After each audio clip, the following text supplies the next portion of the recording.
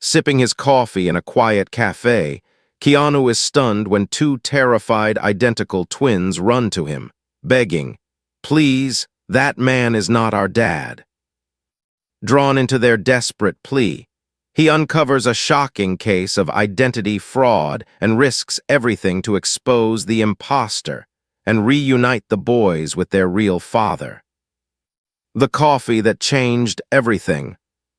Some afternoons look so ordinary that no one expects them to change a life.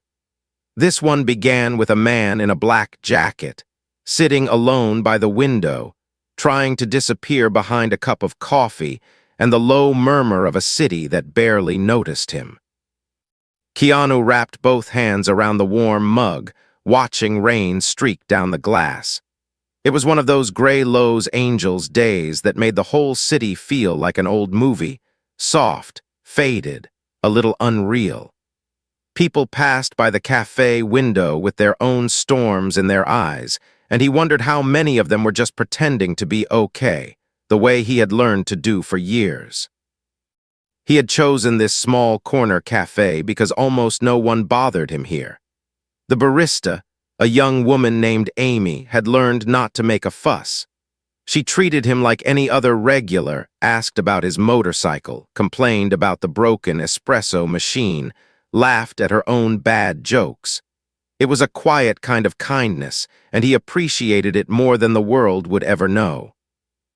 Today, though, even the coffee couldn't settle him. He'd just wrapped a long shoot, and the applause and bright lights were already fading from his memory, leaving behind a familiar emptiness. Fame was strange like that. People thought it filled your life with meaning, but sometimes it just made the quiet moments louder.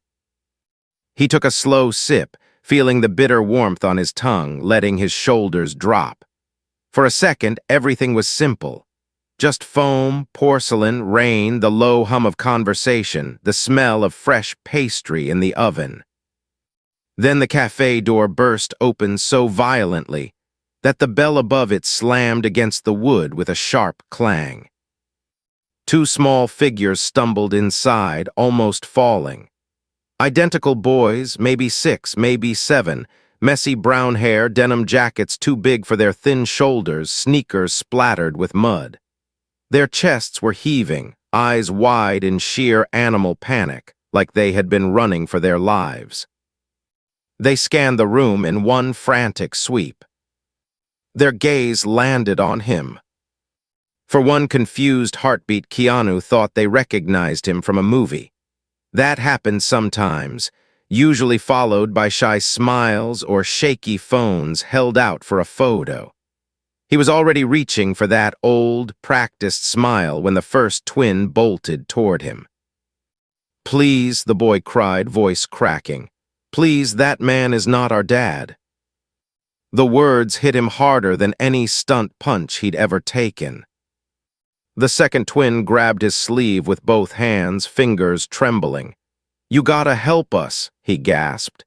"He's lying, he's not our dad. Please, mister, please." The coffee cup slipped in Keanu's grip. Some of the foam spilled over the rim, trailing down the side like a white tear. For a moment, the whole cafe seemed to freeze. Conversations died mid-sentence. A spoon clinked and rolled off a saucer somewhere in the back. Amy stopped wiping the counter. Keanu's first instinct was disbelief. This had to be some kind of misunderstanding. Kids fought with their parents all the time. He'd seen it in supermarkets, airports, on sidewalks. But the raw terror in these boys' eyes was different. It wasn't anger. It wasn't tantrum. It was fear. He gently set the cup down and knelt so that his eyes were level with theirs. Up close, he could see scrapes on one boy's knees and dried dirt on their hands, like they'd fallen on the pavement. "Hey," he said softly, keeping his voice low, steady. "Breathe for me, okay? One at a time, tell me what's going on." Before either of them could answer, the bell over the door chimed again. A tall man in a dark green polo stepped in. Mid-40s, neatly trimmed beard. expensive watch that didn't match his scuffed sneakers. His eyes swept the cafe and locked onto the twins like a magnet. "There you are," he said, forcing a chuckle that didn't reach his eyes. "Boys, I told you not to run off like that." The twins flinched at the sound of his voice. One of them pressed closer to Keanu, practically hiding behind his arm. The other one pointed a trembling finger at the man, voice breaking into a shout. "He's not our dad. He took us from the park." The man's smile hardened. "They're just upset," he said to the room more than to Keanu, hands lifted in a helpless gesture. "You know how kids are. Stranger danger videos, too much TV. I'm their father. We had a little argument in the car, that's all." The cafe was suddenly full of silent witnesses. A couple by the window pretended to look at their phones. An older woman near the pastry case clutched her handbag a little tighter. No one moved. Amy wiped her hands on her apron and edged closer to the register, eyes flicking between the twins and the man. Keanu stood slowly, keeping himself between the boys and the stranger. His heart hammered against his ribs, but on the outside he kept his posture loose, almost casual. Years of stunt work had taught him how to stay calm when things went sideways. "Sir," he said, leveling his gaze at the man, "maybe we should all slow down for a minute." The man's eyes narrowed just a fraction. "Keanu Reeves," he said, with a little laugh that was meant to sound impressed but came off strained. "Wow, big fan. Listen, this is just a family thing. They're overexcited. I'll get them out of your way." He took a step forward. Both boys recoiled at once. The one clinging to Keanu's sleeve whispered, "Please don't let him take us. He's not our dad. Our real dad, His voice broke into sobs. Keanu's throat tightened. Somewhere inside, an old wound twinged, memories of loss of the people he couldn't save in his own life. He had built an entire career playing men who protected the innocent, who walked into danger without hesitation. But this wasn't a movie set. There were no retakes, no padded floors, just two shaking children and a room full of people hoping someone else would decide what to do. He thought about all the stories he'd heard lately: kidnappings in broad daylight, traffickers who looked like ordinary neighbors, kids who never came home. A person could scroll past headlines and tell himself the world was basically fine, until suddenly it wasn't, until the horror stepped inside a small cafe and asked politely for his coffee back. "Do you have any ID?" Keanu asked, voice still calm but firmer now. "Something that shows you're their father." The man's jaw tensed. "Are you serious?" he snapped, the friendly act peeling away. "What, you think you can just play hero because you're some movie star?" A murmur rippled through the cafe. No one said anything, but people were watching more openly now. Phones hovered near pockets, not quite raised. Amy spoke up from behind the counter, her voice shaky but clear. "Sir, if you could just show something, a family photo, birth certificate, anything." The boys look really scared. The man glared at her, then at Keanu. His hand slipped toward his pocket, slow, deliberate. For one chilling second, every movie Keanu had ever made about guns and danger flashed through his mind, colliding with the very real memory of friends he'd lost to violence. His muscles tightened on instinct, ready to move if he had to. One of the twins suddenly blurted out, loud enough for the whole cafe to hear. "He told us if we screamed, nobody would believe us because he looks like a nice dad." The man froze, eyes flashing with pure annoyance now, stripped of any pretense. "They're confused," he said through gritted teeth. "They're tired, they've had a long day." Keanu heard his own voice before he fully decided on the words.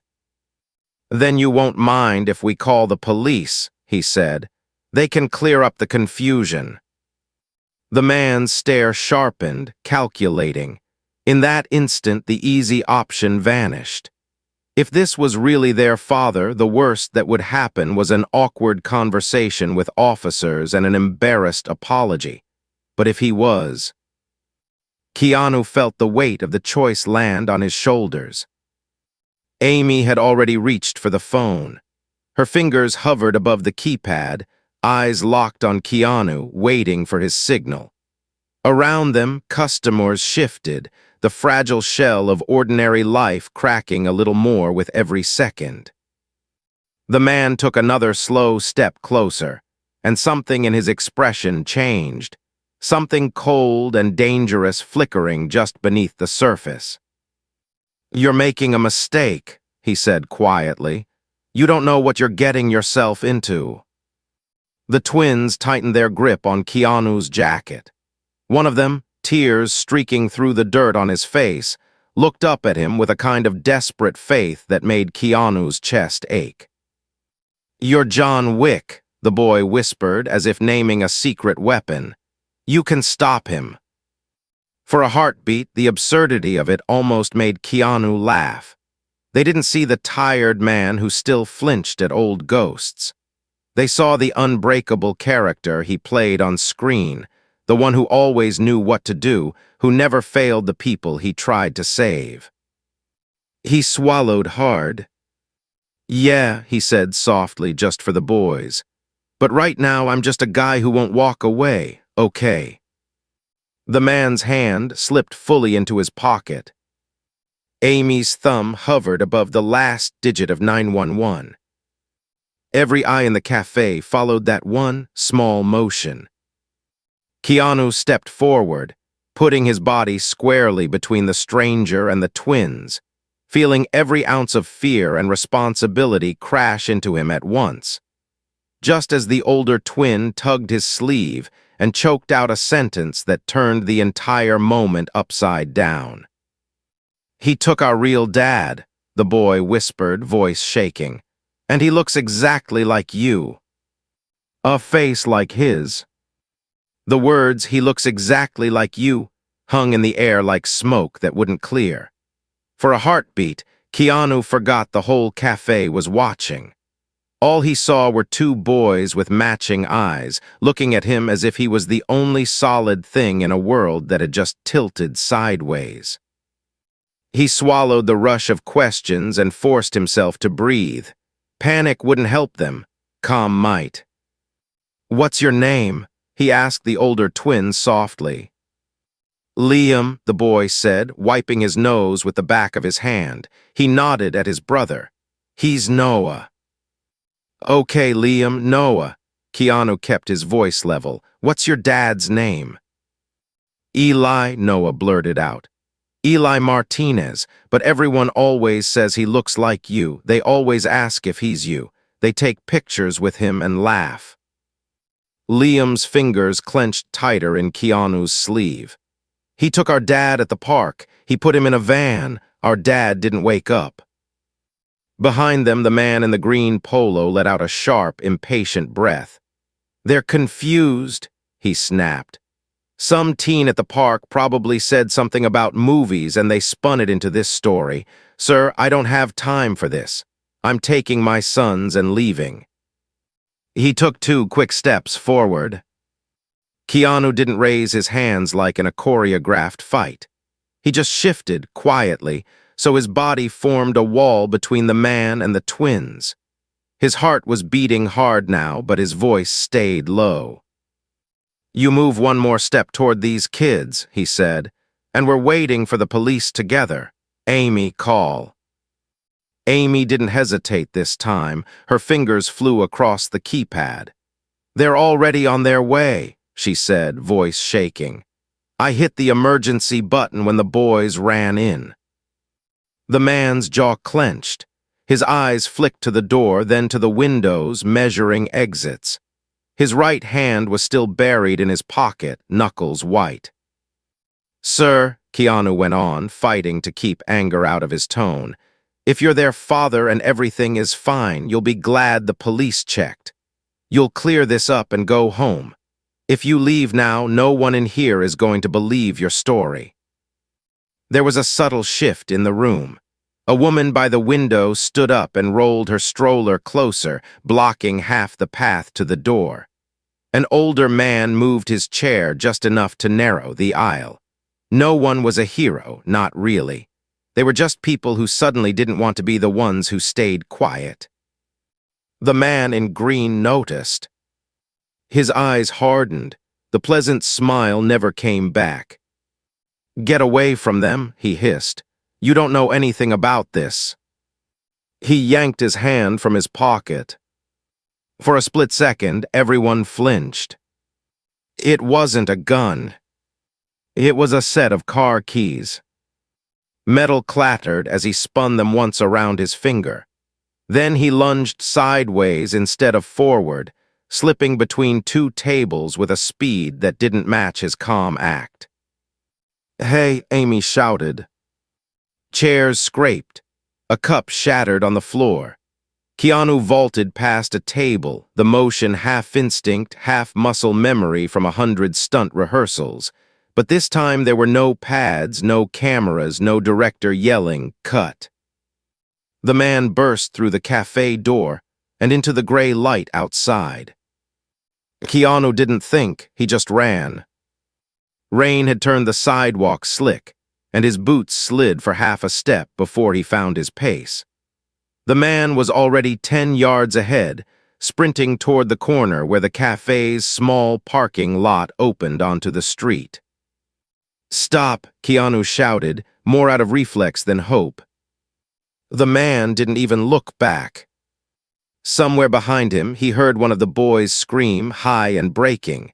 He pushed harder. His lungs burned, the cold air cutting through his throat, but his legs remembered the work.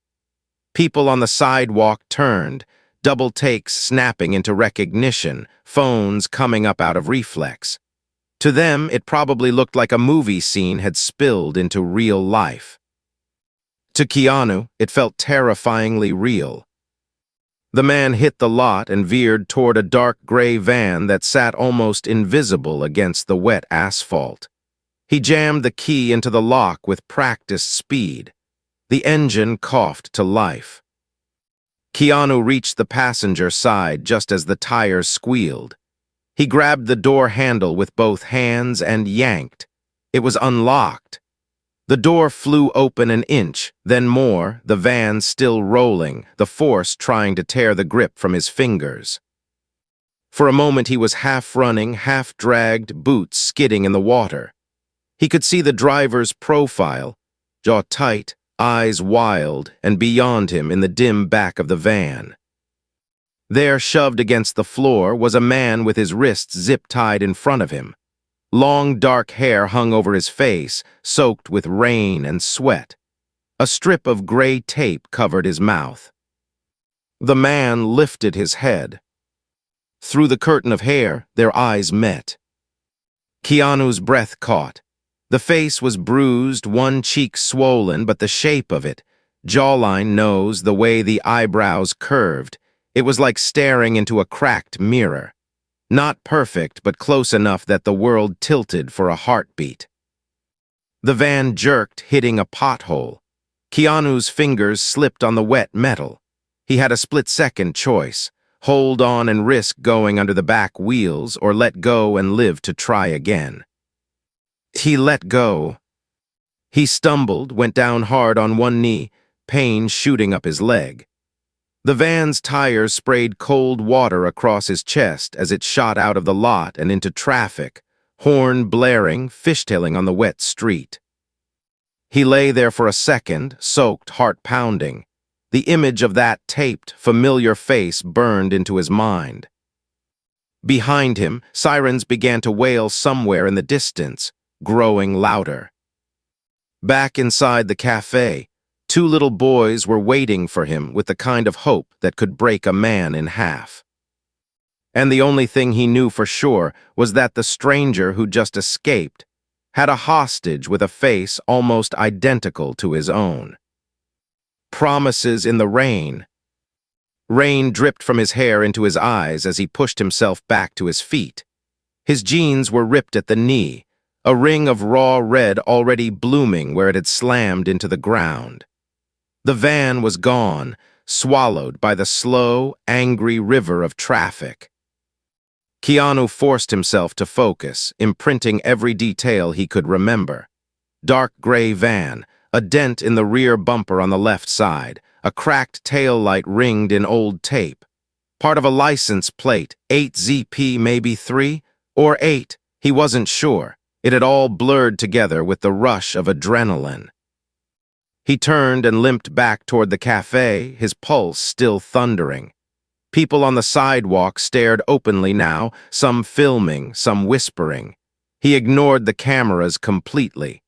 Fame felt smaller than ever in the face of what he'd just seen. By the time he pushed open the cafe door, the sirens were close enough to rattle the windows. Amy rushed toward him, eyes wide. "Are you okay?" she asked, scanning the rip in his jeans, the mud on his jacket. "I'm fine," he said, even though his leg throbbed. "The van got away, but there was someone in the back, tied up." He didn't say, and he looked like me. Not yet. The twins were huddled together at his table, their small bodies shaking. When they saw him, both boys launched at once, clinging to him so tightly he almost lost his balance again. "You came back," Noah sobbed into his jacket. "Of course I came back," Keanu said quietly, one hand resting on each boy's head. "I'm not going anywhere." Police cars screeched to a halt outside. Red and blue light washed over the cafe walls. 2 officers stepped in, hands resting on their belts, eyes scanning the room in quick, practiced sweeps. Amy pointed at the twins, then at Keanu. "They're the ones who called," she said. "And him, the guy took off in a gray van, he chased him." The older officer, a woman with her hair pulled into a tight bun, knelt in front of the boys. "My name is Detective Alvarez," she said gently. "Can you tell me what happened?" Liam's fingers dug into Keanu's sleeve again. He didn't let go. "Stay with them," Alvarez said to Keanu, reading the fear in their posture. "You too, sir, will need your statement." So they told the story piece by piece, like pulling thorns from skin. The twins had been at the park with their dad, Eli. He'd let them race ahead to the swings while he finished a phone call. A man had walked up to them, same dark hair, same beard, same eyes as their father. He'd waved like he knew them and said their dad was hurt and needed help at the car. "We thought it was him," Noah whispered. "We thought maybe he changed his shirt or something. He sounded like him." "But it wasn't," Liam said. "Our real dad was still on the bench. When we got close to the car, the other man, the one from here, he grabbed our dad from behind. He put something over his face. Dad tried to fight, but then he fell. They put him in the van." Liam's voice cracked. Keanu felt his own chest tighten. "How did you get away?" Detective Alvarez asked softly. "They tried to shove us in too," Noah said. "But people were walking by, and he got mad and told us to stop crying or he'd. His words tangled in his tears.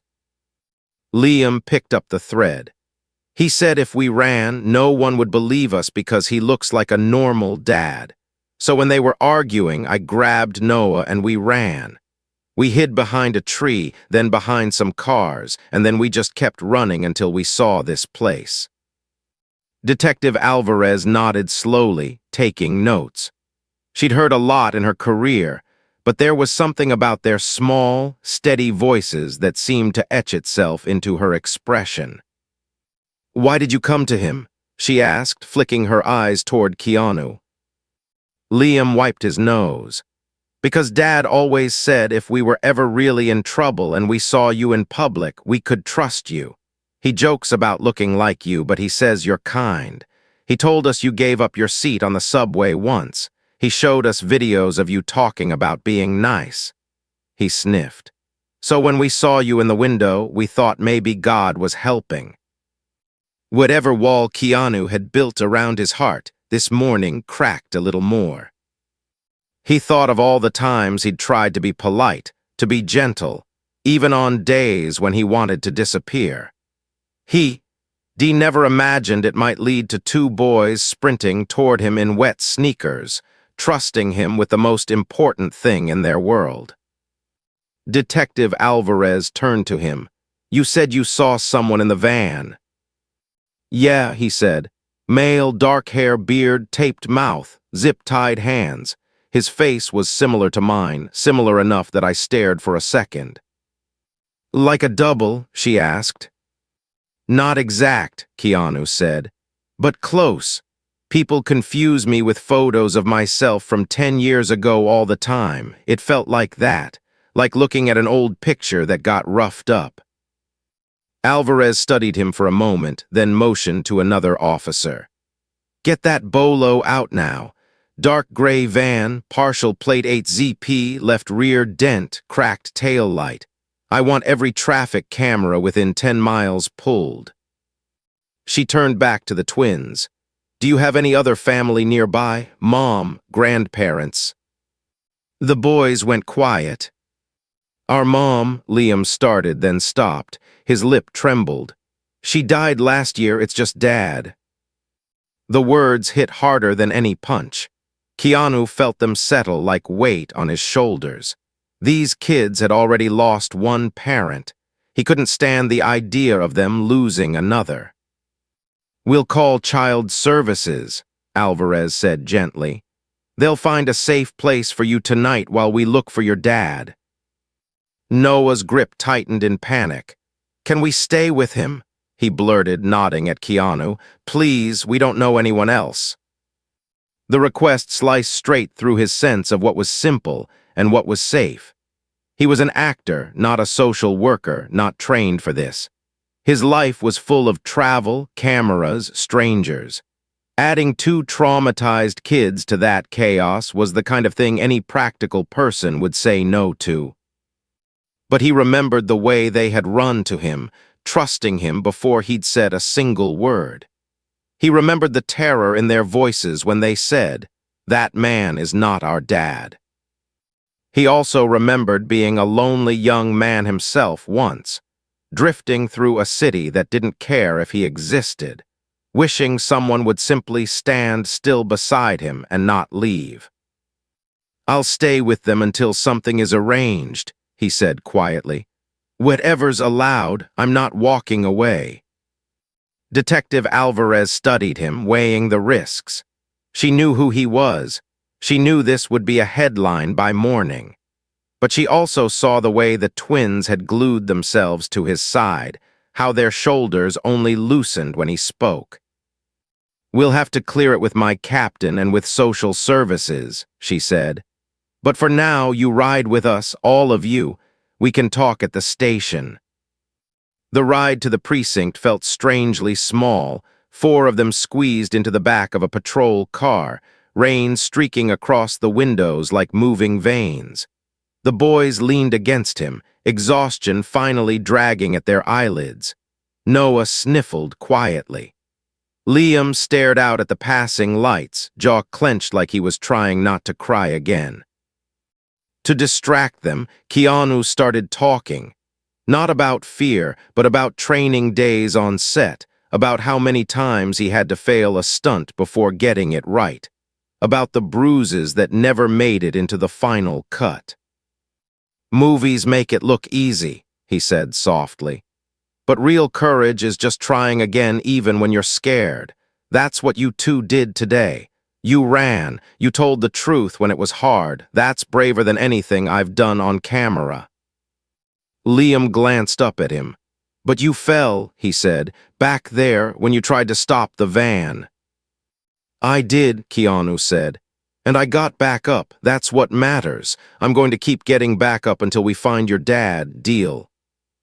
Noah's small hand slipped into his. "Deal," he whispered. At the precinct, fluorescent lights hummed over tired faces and worn desks. Detective Alvarez led them into a small conference room that smelled faintly of coffee and old paper. She set a tablet on the table. Traffic camera near the park picked something up, she said. It's low resolution, but you should see this. She tapped the screen. Grainy footage filled the tablet, black and white, rain-smeared, the park entrance. A bench. A man sitting with his phone in his hand, head slightly bowed as if listening. He looked up as a second man approached, camera angle catching only his profile, but it was enough. The twins' father stood from the bench. For a moment, the two men faced each other in the shaky frame. Even through the static and blur, the resemblance was unnerving.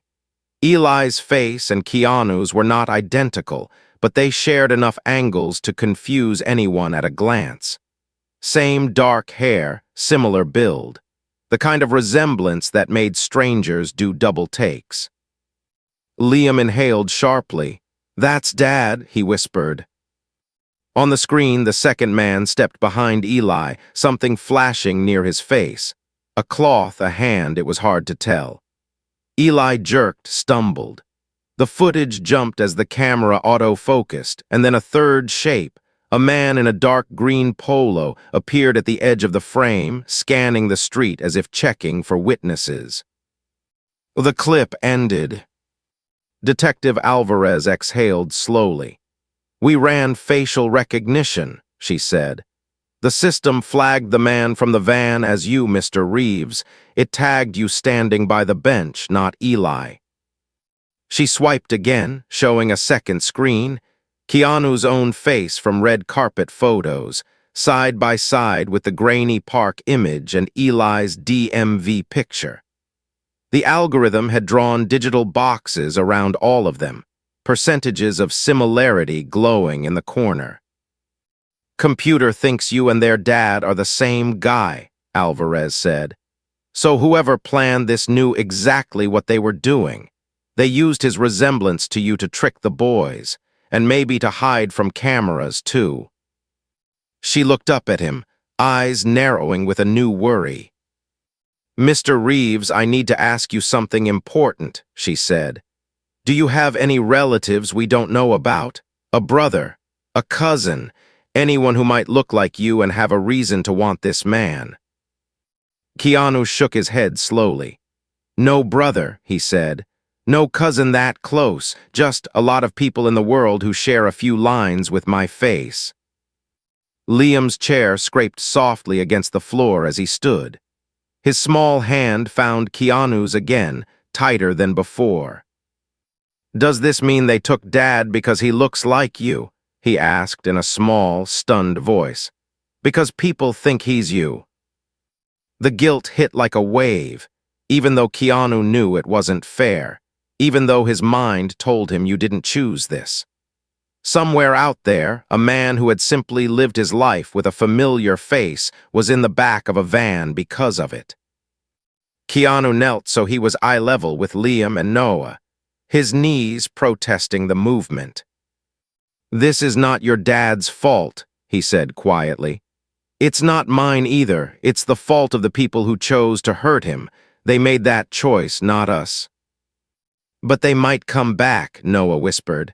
"For us, for you, for anybody who looks like you." "Maybe," Keanu said, honesty heavy in his tone. "But we're not going to hide from that. We're going to shine every light we can on what they're doing so they have nowhere left to run. That's how you beat people like this, with truth, with everyone watching." Detective Alvarez watched the three of them, her expression softening around the edges. "I'll push this case as hard as I can," she said.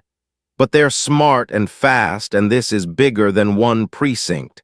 There's a good chance it's tied to other disappearances, so I need you to understand this may take time." Liam's eyes filled again, but he nodded like an old man accepting bad news. "We'll wait," he said hoarsely. "Just please don't stop." Keanu felt something settle inside him, a decision, a line he was stepping over. "I'm not an officer," he said. "I'm not a detective, but I have something they don't." "What's that?" Alvarez asked. He glanced at the tablet with his own face glowing back at him from a dozen angles. Red carpets, talk shows, magazine covers. A spotlight, he said, and I'm going to use it for him, for them, however long it takes. Outside the conference room, a phone rang, sharp and insistent. An officer's voice called Alvarez's name through the thin door, urgency in his tone. She opened it halfway. Yeah. Lieutenant wants you, the officer said. We just got a message at the front desk for him. He tilted his head toward Keanu. No return address, just dropped off. Alvarez frowned and stepped into the hall. When she came back, she was holding a plain white envelope, slightly damp from the rain, Keanu's name scrawled across the front in uneven block letters. There's no way this is a coincidence, she murmured. Keanu took the envelope.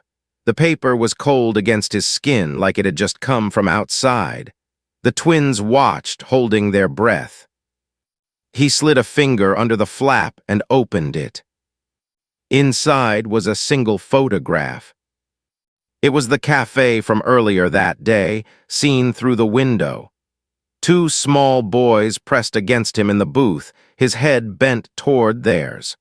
The shot had been taken from the street, from just the right angle to see the trust in their faces and the promise in his. On the back, written in the same jagged handwriting, were 6 words. Walk away, Mr. Reeves. Or lose them too. The room seemed to narrow around him. Liam and Noah leaned in, confusion shifting into fear as they read. Keanu closed his eyes for a moment, feeling the fear rise, and then beneath it something steadier. Not the cold rage of a character he'd played, but a quiet, stubborn refusal to let fear decide who he was. When he opened his eyes again, his voice was low but unshaken. They picked the wrong man to scare, he said. And as the boy's hands tightened in his, as Detective Alvarez watched the resolve set in his face, every person in that room understood that whatever this had started as, a quiet cup of coffee, a terrible accident of resemblance, it had just become a fight he wasn't going to walk away from.